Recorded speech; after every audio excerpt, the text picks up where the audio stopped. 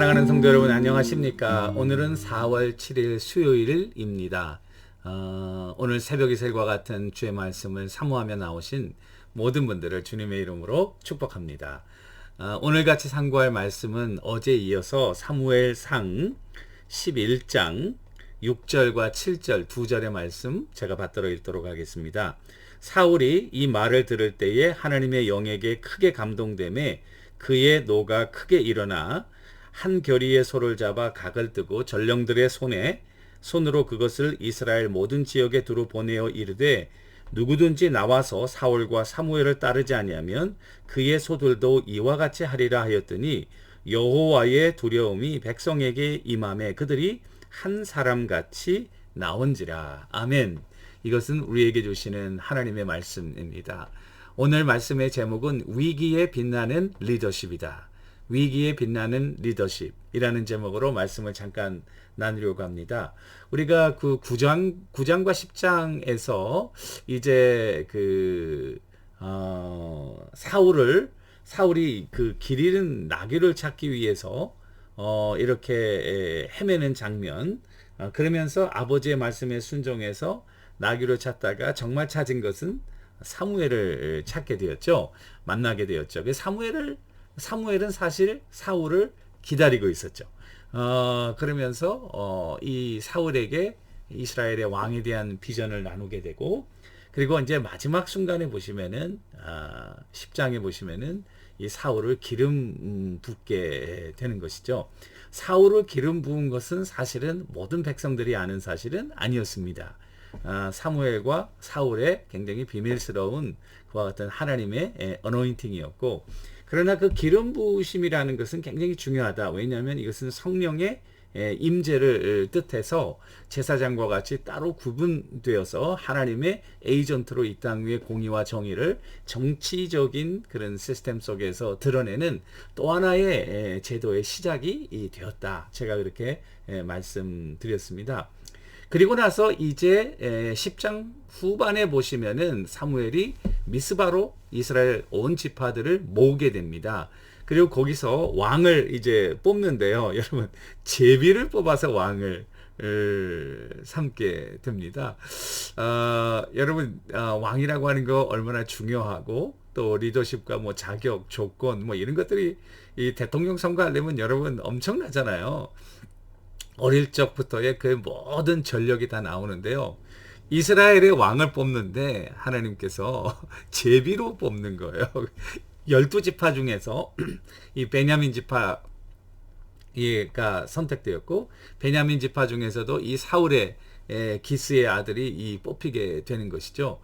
많은 사람들이 이제 왕이 뽑혔다고 좋아하기도 했지만, 여러분, 그러나 제비로 뽑은 왕을 얼마만큼 사람들이 리더십으로 인정할 수 있을까? 믿음으로 하나님이 주신 왕으로 받기는 받지만은, 그러나 많은 사람들의 마음 가운데는 과연 저 사람이 우리의 왕이 될 수 있을까? 이런 의구심이 있었을 것입니다.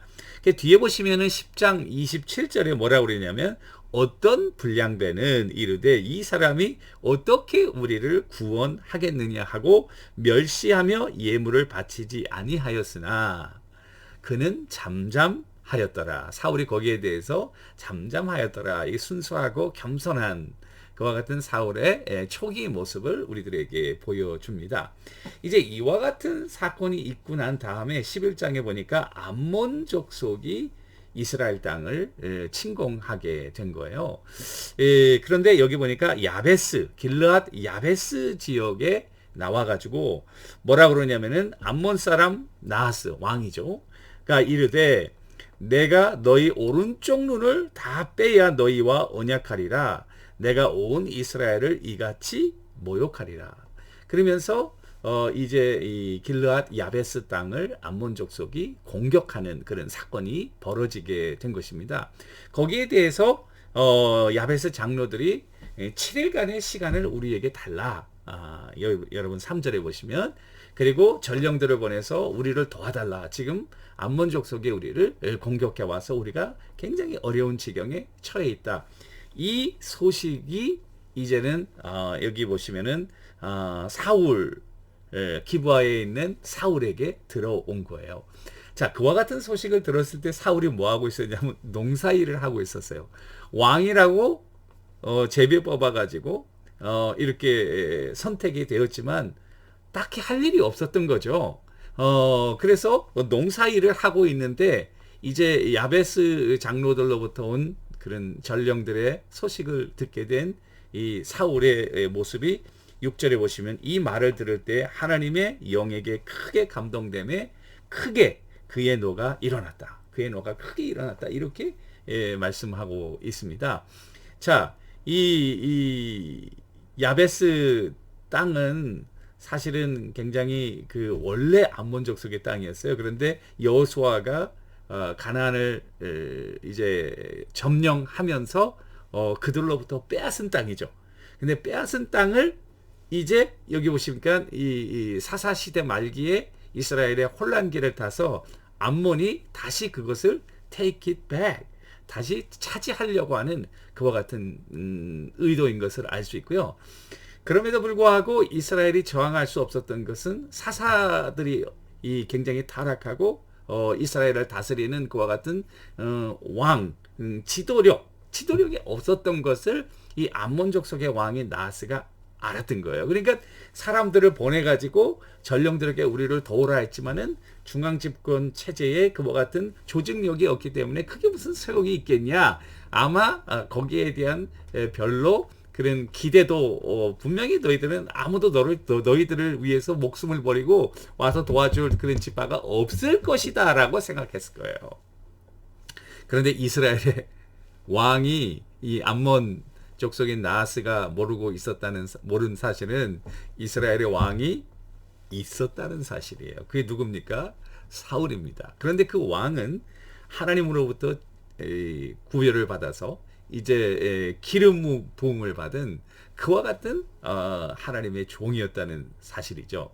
그 사울이 그 얘기를 들을 때 성령이 감동하게 되고 큰 거룩한 분노가 일어나면서 이 한 결이 이 폐허를 잡아가지고 다 각을 떠가지고 온 지파를 보내서 다 도와라. 돕지 않으면은 너희들의 소가 다 이같이 될 것이다. 그랬더니 오늘 말씀을 보니까 하나님의 두려움이 백성들의 마음에 임하게 되고 한 사람같이 나와가지고 그 뒤에 보시면은 이스라엘에 모인 이 군사들의 수가 30만이 되었다는 사실입니다. 그 뒤에 보면은 이제 이 사울이 새벽부터 정복 전쟁에 나가서 저 오후까지 그래가지고 완전히 이 암몬 족속을 이제 점령하고 전쟁에서 승리하고 이 땅을 다시 시큐어하게 만드는 그와 같은 사건이 오늘 있었던 것입니다.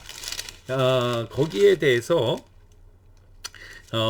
이제 백성들의 반응 12절 보시면은 백성이 사무엘에게 이르되 사울이 어찌 우리를 다스리겠냐 한 자가 누구냐. 사울이 첫째 기름 부음을 받았을 때에 멸시한 자들, 우리가 그들을 죽이겠다. 이렇게 나온 거예요. 우리의 왕이다. 이 사람은 정말 리더십이 대단하다. 그런데 중요한 것은 사울이 이와 같은 리더십을 발휘할 수 있었던 것은 자기의 능력이 아니라 성령의 능력이에요. 그죠? 하나님의 영이 크게 감동되고 사람들의 마음을 감동하고. 그런데 그 성령은 언제 그가 체험하게 됐냐면은 사무엘로부터 기름 부음을 받을 때 그것을 체험하게 된 거예요. 그게 10장 여러분 보시면 6절인데요. 거기에 뭐라고 되어 있냐면 10장 6절 내게는 여호와의 영이 크게 임하리니 너도 그들과 함께 예언을 하고 변하여 새 사람이 되리라. 그 다음에 7절 이 징조가 내게 임하거든 너는 기회를 따라 행하라. 하나님이 너와 함께 하시리라. 이와 같은 예언이 있었기 때문에 사울에게 임한 그와 같은 성령의 인도함 따라 그가 담대하게 나간 거죠. 그러면서 이스라엘의 이제 진정한 리더십인 것을 사울이 증명하는 그와 같은 장면이 되겠습니다. 저는 그런 의미에서 아무런 전쟁이 없었으면은 사울이 정말 왕인지 하나님의 기름 부음을 받으신 자인지 하나님의 능력이 나타나지 않는 거예요. 위기 속에서 이 리더십이 정말 영롱하게 빛나고 있는 거예요. 사울은 정말 리더다. 저희 여러분들과 저희 신앙도 같다고 생각합니다. 아무런 어려움이 없다. 아무런 고난도 없다. 아무런 걱정도 없다. 하나님의 능력이 필요가 없는 거예요. 그런데 내가 위기에 처해 있다. 내가 어렵다. 내가 고통 중에 있다. 이거는 정말 여러분 하나님의 영으로 여러분들의 믿음과 여러분들의 리더십과 여러분들의 성령의 파워가 드러날 절호의 찬스라는 거예요. 성령이 없다면 위기는 위기예요. 그리고 우리가 죽을 수 있는 참 위험한 순간이죠. 그런데 성령이 우리 가운데 있고 하나님의 영이 임하시면 이 위기는 오히려 하나님의 능력이 드러나는, 하나님의 파워가 증명되는 순간이라는 사실을 꼭 기억할 수 있게 되기를 주님의 이름으로 축원합니다. 예수님께서 배를 타고 가실 때 풍랑이 크게 일어나가지고 다 죽게 돼서 고물에서 주무시고 있는 예수님을 깨워가지고 제자들이 이렇게 죽게 됐는데 우리를 돌아보지 아니하십니까? 그러니까 주님께서 일어나셔가지고 바다와 풍랑을 꾸짖으시. 그러면서 제자들의 믿음 없음을 책망하잖아요. 그때 제자들이 이 사람이 어떤 사람이건데 바람과 파도도 이 말에 그의 말에 순종하는가. 그러니까 그 위험 속에 오히려 자연의 통제력을 가지시고 모든 것을 주관하시는 예수님의 능력이 드러나게 된 거죠. 마찬가지입니다. 여러분들과 내가 때로는 위험에 처해 있을 수도 있고 가정적으로도 경제적으로도 또 여러 가지 어려움이 처해 있을 수 있습니다. 코로나 시대에 이렇게 어려운 시기는 정말 우리 이 공동체에도 위기가 되고 또 이 나라와 민족과 온 세계에도 위협이 되는 그런 순간이 아니겠습니까? 그런데 중요한 것은 하나님의 영이 우리에게 임하 있기 때문에 기회를 따라 성령이 임하는 대로 행하면은 이 위기는 오히려 기회가 되어서 하나님의 영광과 주권이 우리를 통해 드러나게 된다는 사실입니다. 따라서 오늘 하루를 여러분들이 시작하시면서 또 많은 일들도 있을 것이고 때로는 위기 같은 순간들을 맞이할 때도 있을 것이고 지금 맞이하고 계신 분도 있을 줄로 압니다.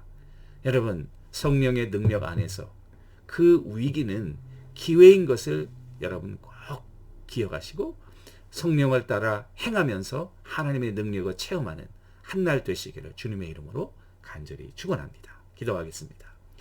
살아계신 하나님 아버지, 암몬 족속이 이스라엘을 점령하였을 때에 위기 속에서 사울의 리더십이 드러나며 성령으로 인한 하나님의 파워가 증명되었다는 사실을 꼭 기억하게 하시고 오늘 우리에게 주어진 또 우리에게 혹시 앞으로 주어질 위기 속에서도 이 사실을 꼭 기억하고 성령을 의지하며 오히려 위기를 기회로 하나님의 능력을 체험하는 계기가 되도록 주의 종들을 감동하시고 강하게 붙들어 역사하여 주옵소서. 예수님의 이름으로 간절히 기도 올리옵나이다. 아멘. 오늘도 주님과 동행하시는 여러분들과 제가 되기를 주님의 이름으로 간절히 축원합니다. 감사합니다.